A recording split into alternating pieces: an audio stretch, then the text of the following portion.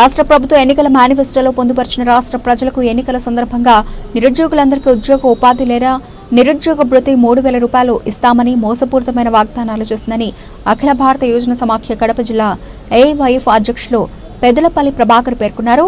బద్వేలు పట్టణంలోని స్థానిక CPI office JV Bhavan నందు మీడియా సమావేశం నిర్వహించారు.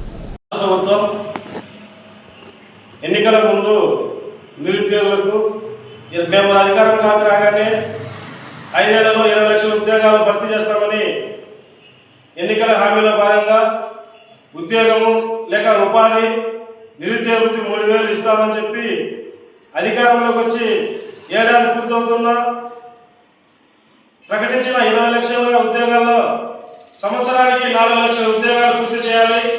కానీ 40,000 ఉద్యోగాలలో ఈరోజు పూర్తి చేయకుండా ఉన్న ఉద్యోగాలను సైతం ఈరోజు తొలగించిన పరిస్థితి మనకు కనపడతా ఉంది.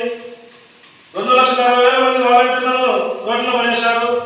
అలాగే ఇంటి వద్దకే రేషన్ వస్తున్న ఎండిఏ వాహనాలను కూడా ఈరోజు రద్దు చేయడంతో దాదాపు 3.5 లక్షల మంది ఉద్యోగులు ఈరోజు రోడ్డున పడిన పరిస్థితి మనకు కనపడతా ఉంది. అదేవిధంగా ఉద్యోగాలు ఏ విధంగా వస్తాయనేది ఊరికి అనుకుంటే కాదు.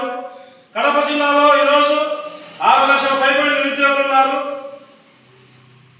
మొన్న ఫిబ్రవరిలో సెన్సెక్స్ సర్వే ద్వారా ఈ రాష్ట్ర ప్రభుత్వం రాష్ట్ర వ్యాప్తంగా 1.5 లక్షల పైగా నిరుద్యోగులు ఉన్నారని చెప్పి ప్రకటించిన విషయం అందరికీ తెలిసిందే.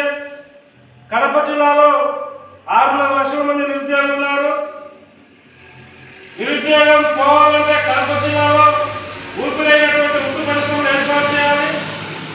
అదేవిధంగా రాష్ట్ర ప్రభుత్వంలో ఖాళీగా ఉన్న ఉద్యోగాలను 1,50,000 పైగా ఉద్యోగాలు ఈరోజు ఖాళీగా ఉన్నాయి, అవి భర్తీ చేయాలి.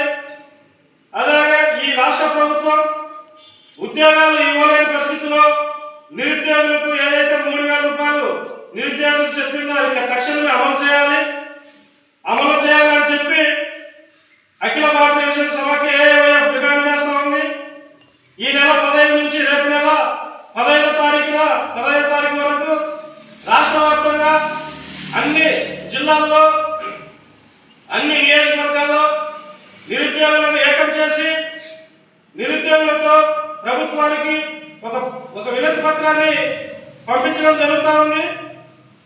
దీనిని దృష్టిలో పెట్టుకొని రాష్ట్ర ప్రభుత్వం తక్షణమే డిమాండ్ చేస్తా ఉన్నాం.